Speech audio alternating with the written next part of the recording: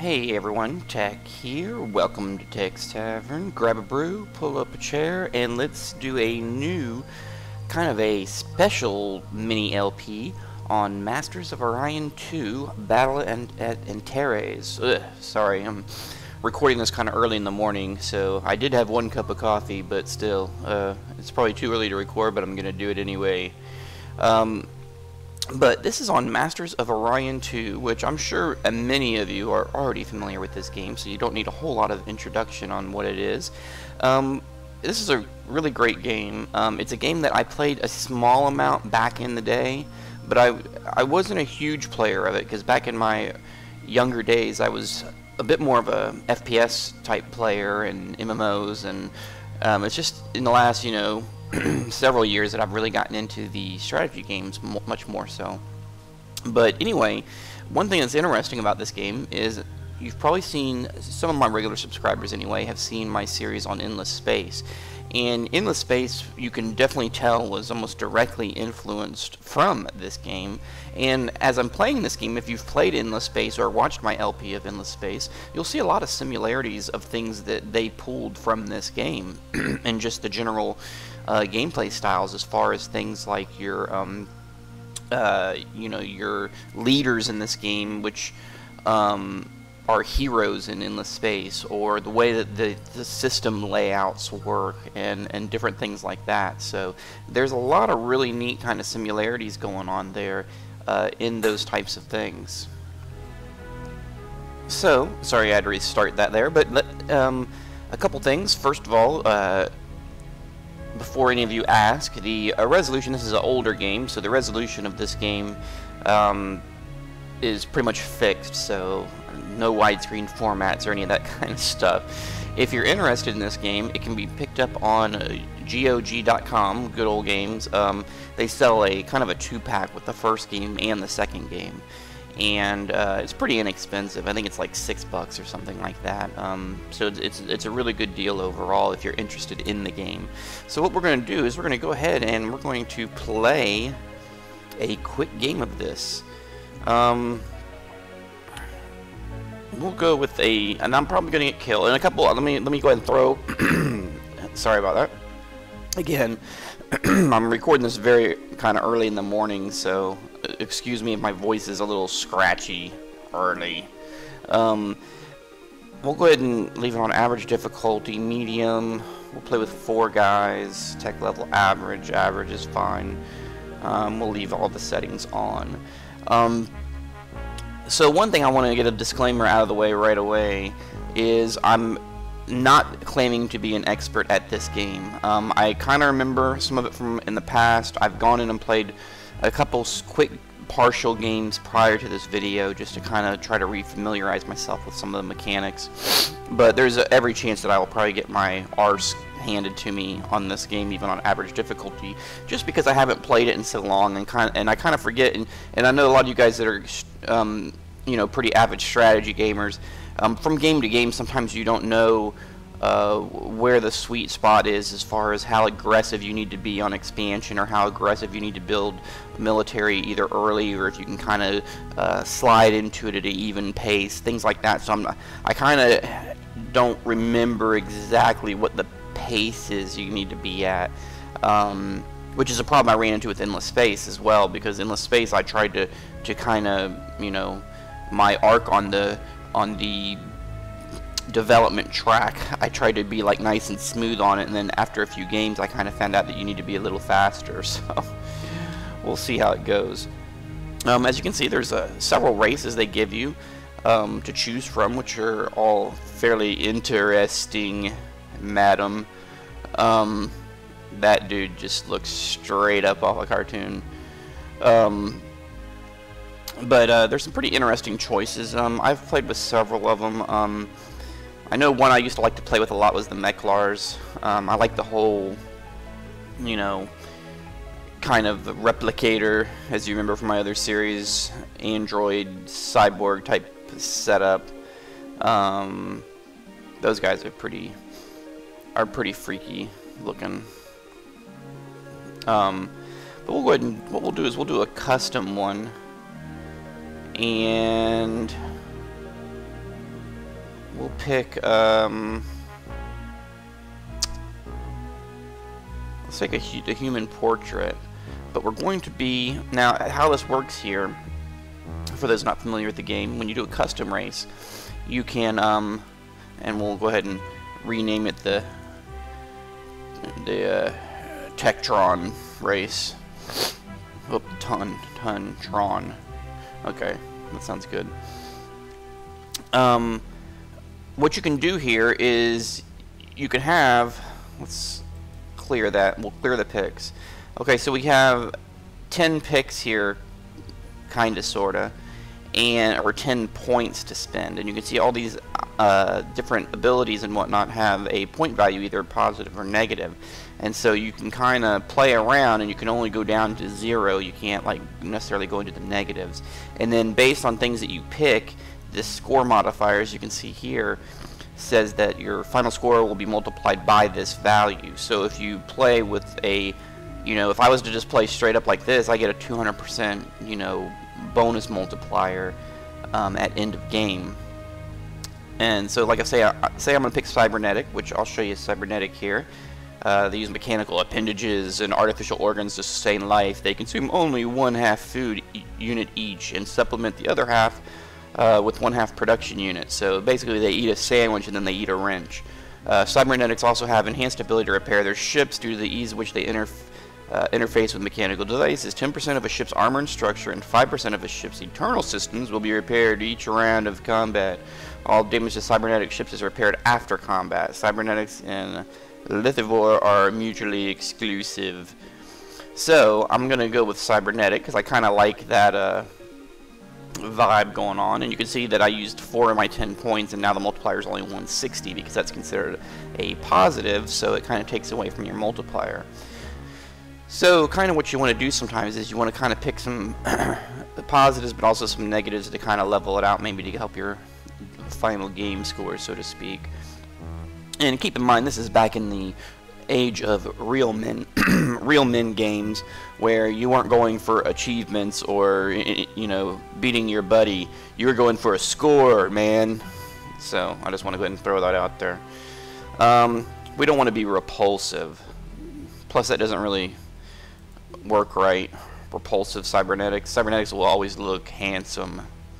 One thing I will do, which I think will kind of be somewhat interesting, is in this game the way the research skills work is generally depending on certain abilities and things, depending on which race you play, it determines how many choices you have. There's like 8 different areas of research, and it determines how many choices you have based on certain, you know, inherent abilities of your race or whatever. However, one thing that's unique about this game, and it's kind of similar to how Sword of the Stars, well, Sword of the Stars obviously use this, but Sword of the Stars, if you've ever played it before, had it where every game, every research was not necessarily available. It was kind of randomized which ones you would have access to. So one game you may have access to the, you know, Super Missile of Doom, but the next game you play, Super Missile of Doom is not even on your tree anywhere. And that's kind of how this game works sometimes, is that sometimes you just kind of have to make do with whatever research has come up.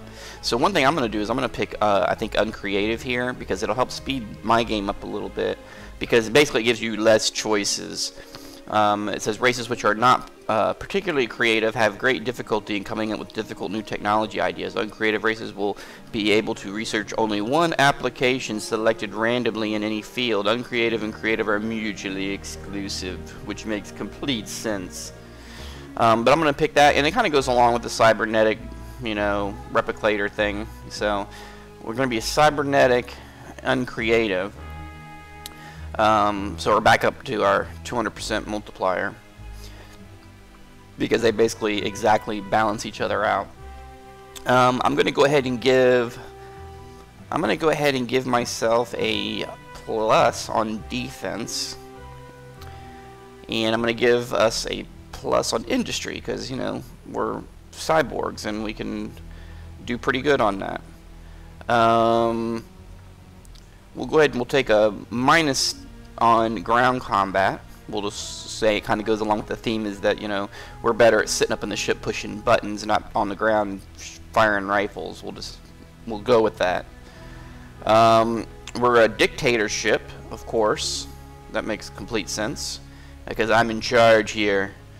And let's go with a rich homeworld as well as a positive. So that kind of helps because it makes it where you're basically your first homeworld is very mineral rich, so it helps to kind of get you off on a decent start. But we will go ahead and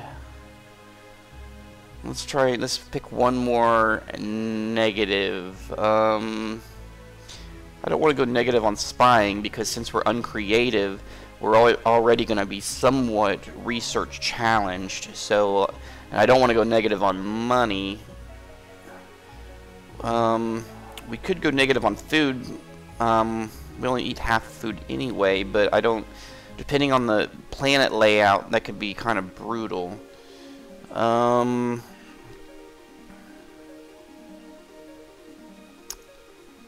What else is there? Low G, no.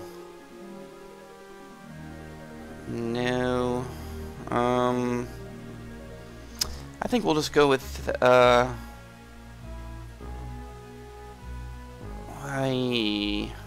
I don't want to go with minus growth because we got to be all about growth. So we're already negative on ground combat and we're uncreative. So we're androids that are uncreative and we can't fight ground, hand-to-hand combat, but we're pretty good in a ship and we can bang something out with a wrench in a good quick go. So we'll go ahead and go. I think we'll go with that build. That sounds pretty good. So we will accept that. Enter our ruler name. Well, there can only be one name. So we'll go ahead and go with that. Now, if I recall right, this is selecting color. I know. If I recall right, though, based on the color you pick, it kind of, I think it affects like just the look of the ships that you get. I think, but I can't remember for sure. We will go ahead and go with. Let's just go with. Yeah, no. Let's go with blue, I guess.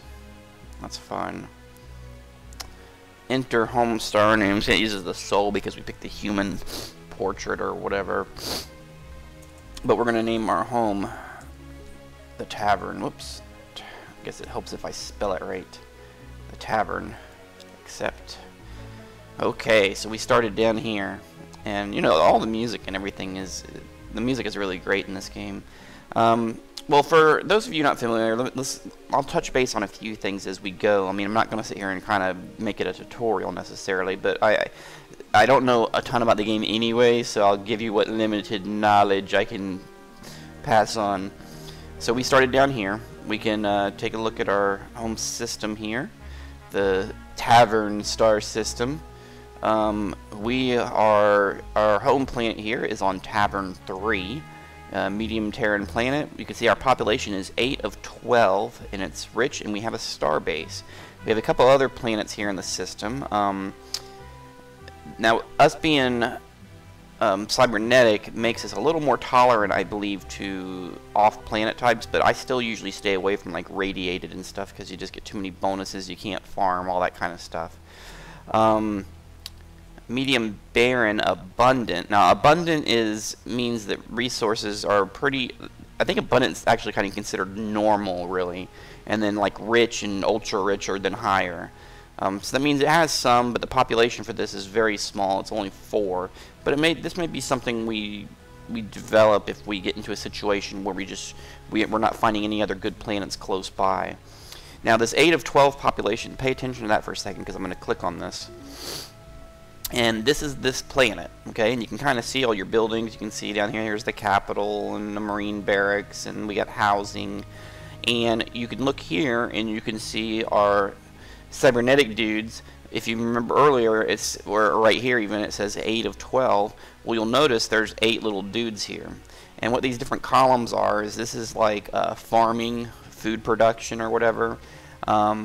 this is like production, like building ships and buildings and things like that, and this is research. So depending on how many guys you have, and you can pick guys up, so if you can say, you know, hey, we need to make you know, more food, I can take this guy and put him up here on the food thing and see. And then this one separates the space here. This is showing that we have 2 food for export. Well, we don't have any other planets, so we don't need any export food. So we get this guy out of here and we'll put him in production here. So that's how that works. And so you want to increase the population, because if I increase it from 8 to 12, that gives us 12 little dudes to move around. So that's kind of how this works. So what we want to do early on is we want to try to increase our population, and the best way to do that is to go in here, and you can, this is kind of like your build menu, so to speak. We want to build housing, and so we put the housing up on the queue, and whatever's on the top is what's going on. And this is where you also build you know, other things like colony ships and different combat ships right here as well. But we're just going to go ahead and put housing on there for right now, and let try to get our population built up so we got more dudes to do more stuff with. So we'll go ahead and return and get out of that. And now one thing we want to do is you start off, usually we have 1 colony ship and 2 scout ships. So we'll go ahead and take 1 scout ship and we'll move one of them over there. We'll take this other scout ship and we'll move them over there to check these planets out to see if we get something. Usually the kind of the yellow and the orange ones, I think, are the better ones that have planets for colonization, and we don't have any of those near us. They're all like over here, so that kind of sucks. And I really don't like our starting location here, because it seems like it's too far of a gap jump, so that's going to cause us problems as well. Some of this stuff over here shows you how much total money you have in billion credits, shows you what your plus is going to be for the next turn. This is command points. Basically, it shows you how many command points you have, which basically allows how many ships you're able to control. This is your surplus or non-surplus of food, and this is your freighter fleet, which freighters are used. Freighters are basically used for transporting goods and whatnot between your different systems, so we don't even need those right now. And then this is our research. Now, as I told you, since we're uncreative in these 8 different categories, we basically only have 1 choice in all of them. And if you want to see all the choices that are going to come up in this tree, you can kind of click here and you can see what your choices are. So you can kind of see, you know, oh crap, we didn't get such and such or whatever. Which I'm not quite as knowledgeable about the game at this point right now, because I haven't played in a while, so I kind of forget a lot of this stuff. I know these deuterium fuel cells will help with our range. By sufficient energy, propel a ship up to 6 parsecs before refueling. And that we need. Optronic computer. That just kind of makes you more accurate on your shooting. Fusion beam is a little bit of an upgraded weapon. Fusion drive. That is good as well. Biospheres. I think this helps if you have food issues or oh, that increases your population abilities. Okay, we do have a class 1 shield here. That's pretty good, actually. We're kind of lucky that we got that. I've seen several games where you don't even start with any kind of a shield sometimes. Cloaking device, hey, there we go. I think we're going to go with this first because we need to increase our range, because I think we're going to have some problems extending out very far.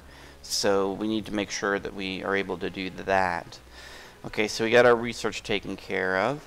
And then some of these other races won't have anything because we haven't met anybody. Leaders, we don't have any leaders.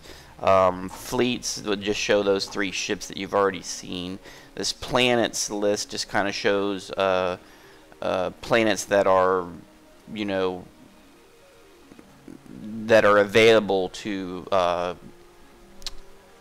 populate. So you can see ones in systems where you're at, so that you can see if you want to try to colonize one of them. So it's showing me the other 2 planets that are in the tavern system, so you can kind of get a quick look at all your systems and say, okay, out of all these, this one looks the best, you know, that kind of a deal.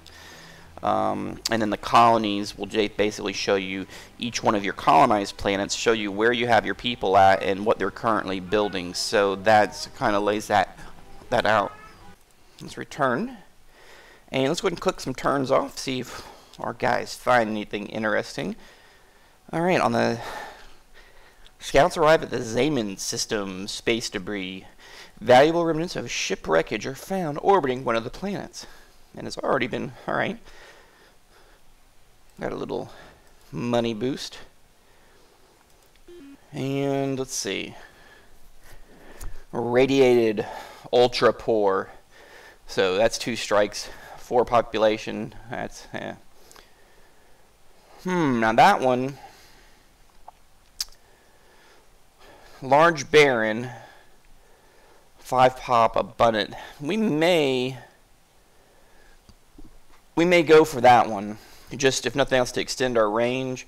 And barren, I don't think we can farm much, so we're gonna have to support it food wise from tavern, but yeah, we'll see. Let's do one more turn to get there. Oh, that's about the same, isn't it? Large barren. Large barren, 5 abundant. Let's take a look. Large barren, 5 abundant. So they're basically the same. Well, I'd rather populate this one first, because then that extends our range better out this way. We can get to there, so we'll do that. And see, we can't even get over to there.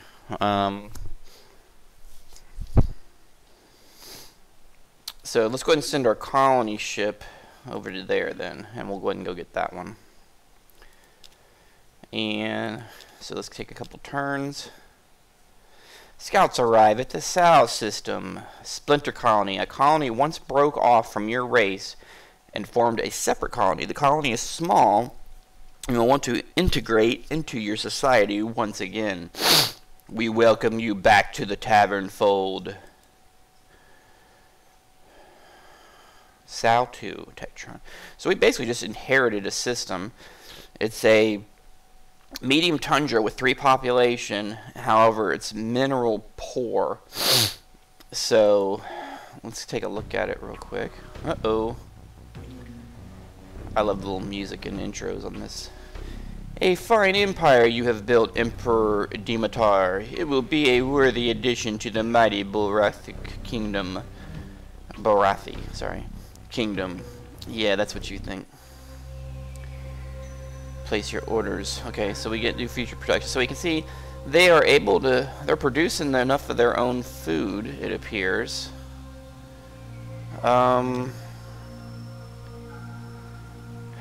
Let's try to, it was at 3 of 4. Let's go ahead and do the housing to get that last population if we can. Let's take one more turn. Okay, we're gonna populate that planet. Yes. Look at them land. Yes, it doesn't look like we'll be growing a whole lot of food on this planet. And sticking with our theme, we'll go ahead and name this one the warehouse, because that's probably about all we'll be able to use this planet for. And we need to also do some housing. Now I'm sure there's a lot of different strategies you'll see other people play. I usually like to do housing at the beginning, at least just for a little bit, to try to get a little more population so we can expand more. Let's send this guy over there. Let's send this guy over there. That looks pretty good, I guess. Now let's take a look at our home planet. How are we doing? We're still at 8 of 12, so we'll go a couple more turns. Let's see here. Large radiated, ultra rich. Now see, being that's ultra rich, it's only 5 pop, heavy G, but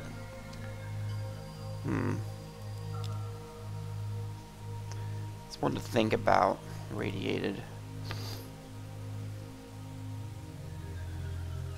Oh, that was that other planet. Okay. Let's take this one. We'll go over there. Oh, wait a minute. Well, he's already populated that one. Nah. Okay, we have. Okay, this is the leaders that you can get, and you're limited to a certain amount of leaders total. I forget how many it is, like 4, I think, or something.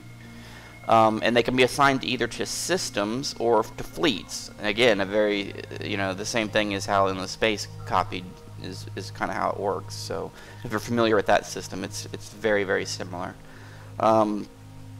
Commander Vidlar offers to join you for 180 billion credits and 0 billion credits a turn. Mega wealth. And plenty wealthily does not require any upkeep costs, right? While contributing 10 billion credits to the Empire each turn. Well, hell, that almost makes it worth it right there. We'll get the money back in 18 turns. Well, shit, I'll hire him just for that. Pirate cache. A pirate stash is found on one of the planets and contain 100 billion credits. Most excellent. We keep finding money. Medium radiated, 4 pop, ultra rich, heavy. Okay.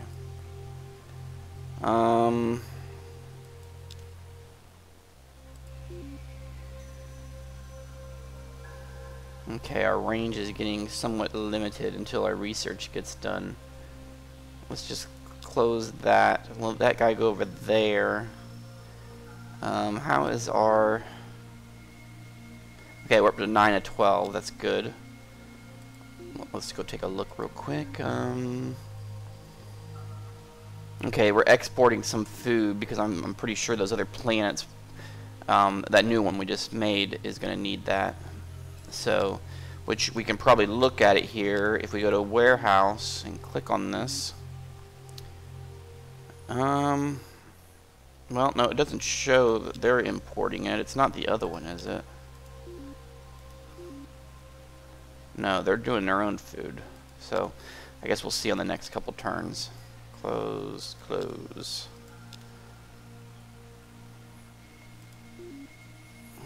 We can't go to any of those yet.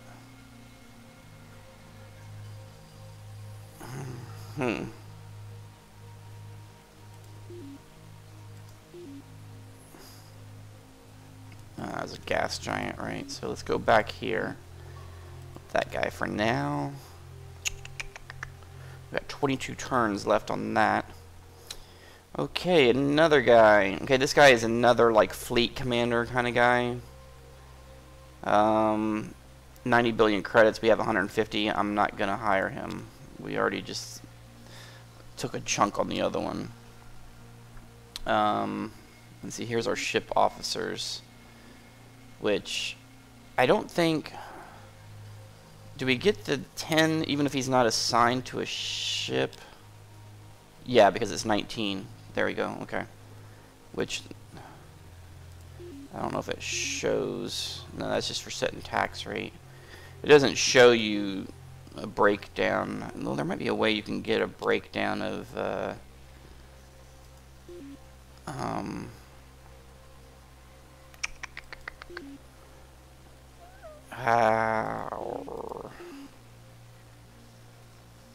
income. I'm not sure. We'll look at that later. Let's pop a few more turns off. Okay, let's see if the tavern. We're at 9 of 12, it looks like. Warehouse. Whoops.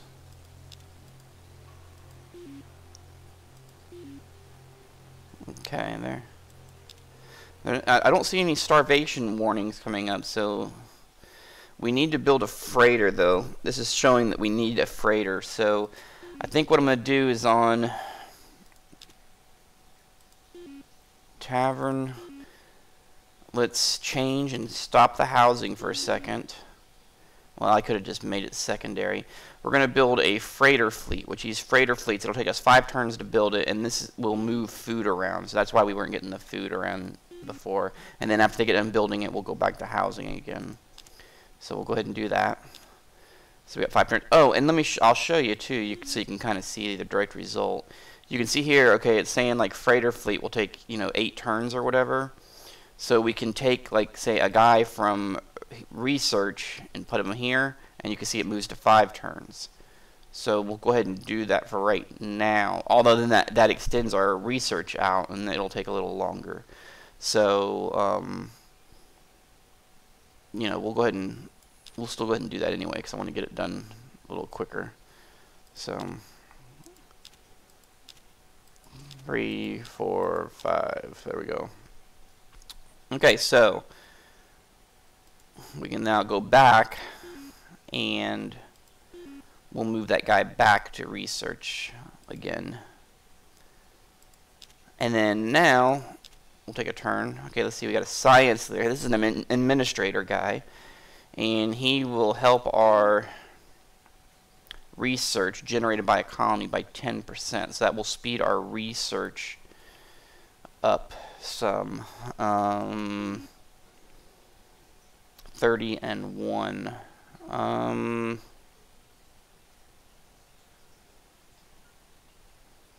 mean, he's not a very, I like guys that have at least 2 or 3 things typically.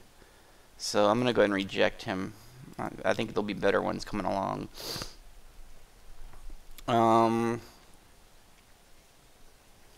Okay, we still got 15 turns. Okay, let's take a look around and see if our population, usually it'll come up, I think, and tell you. See, we're still 3 of 4 there. We're 10 and 12, so we're doing good there. We're 1 of 5 there.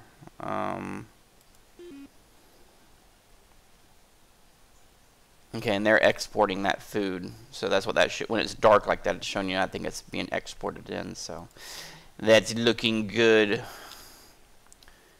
And we got these dudes here that we've met there, and you can see here the racist thing.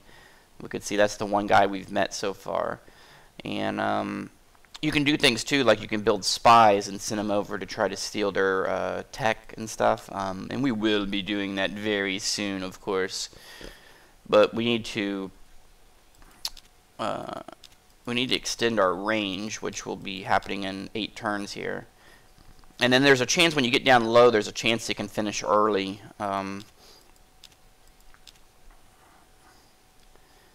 Okay, so we finished the housing on South 2, so they're done with their housing. So let's go ahead and 81 turns. Man, just about everything these guys can build takes forever. Wow.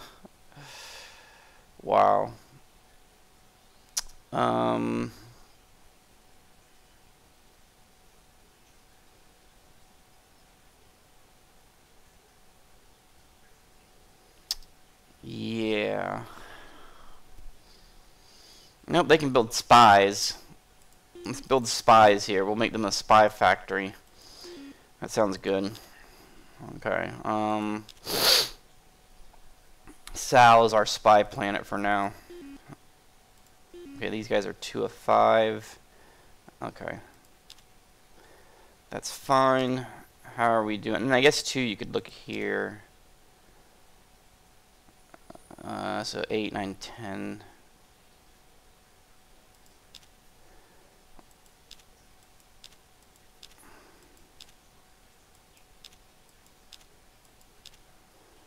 Well, it's taking more turns than it was supposed to. Alright, so we have completed our research in advanced metallurgy. And then that was replaced by Nikolite missile. Creates powerfully capable of delivering 14 points of damage. Missiles can be pretty good. I'm thinking about getting the shield next, though. 5 times the ship's size and damage before failing.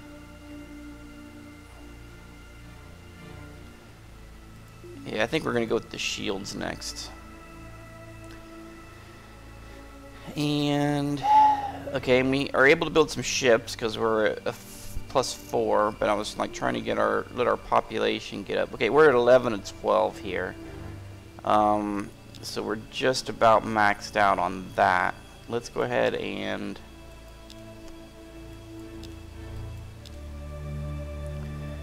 oops, I shouldn't have wasted those turns actually. We got range enough now to get out to some other systems. So let's go ahead and get out to those and check them out. Medium, barren, poor. That doesn't do us much good, does it? Alright, we can't get to any of those yet. Uh-oh, the Guardian attacks Tectron at the Orion system. Bastards. Just blasted me. Ships in your empire have recently visited the legendary Orion star system.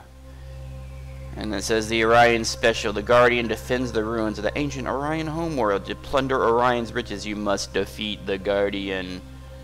Yeah, we'll go ahead and avoid him for a little while. And see if you can take that, though. Look at the planet. It's, you know, huge. 25 population, ultra rich. So it's a crazy good planet, but you gotta beat that big hulking dude, which is not an easy task, because we just got our scout ship just got obliterated there.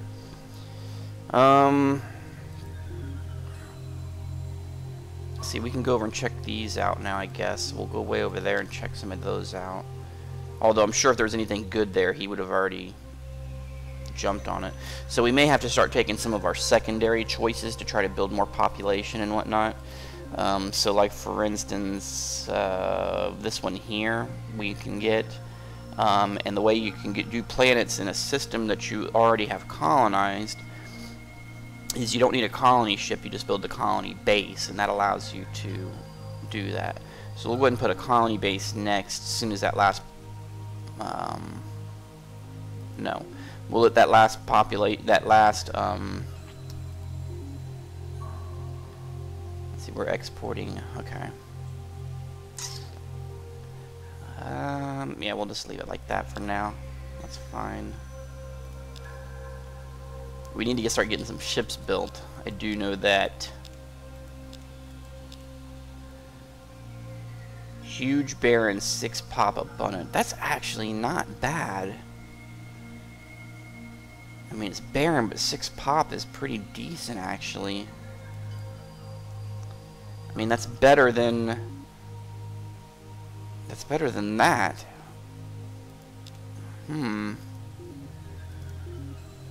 Go check that one out. Uninhabitable, large, 5 pop.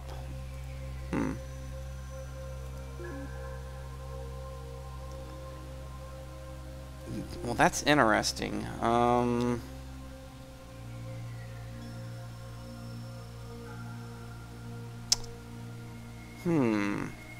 So maybe the better choice is to build a,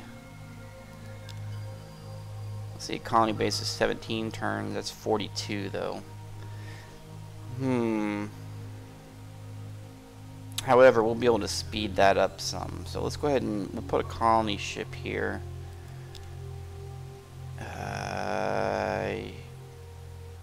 No. We'll just go ahead and let that finish. We'll see how it goes.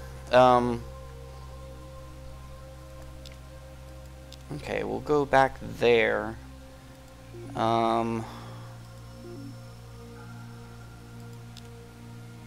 These guys, I don't know that they're ever going to finish. I don't know if they're ever going to finish their last housing. And they're importing too. Is Sal importing food, or are they still self-sufficient? Okay, it appears they're self-sufficient. Got 9 turns for a spy. Our spies are going to get... You need to have a lot of spies too, because they get killed pretty quickly, so they're just going to get crushed. Okay, so let's go here. Okay, some more news.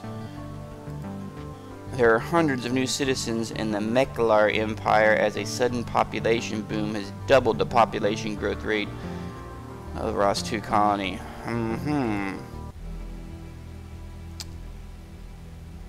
Okay, this guy...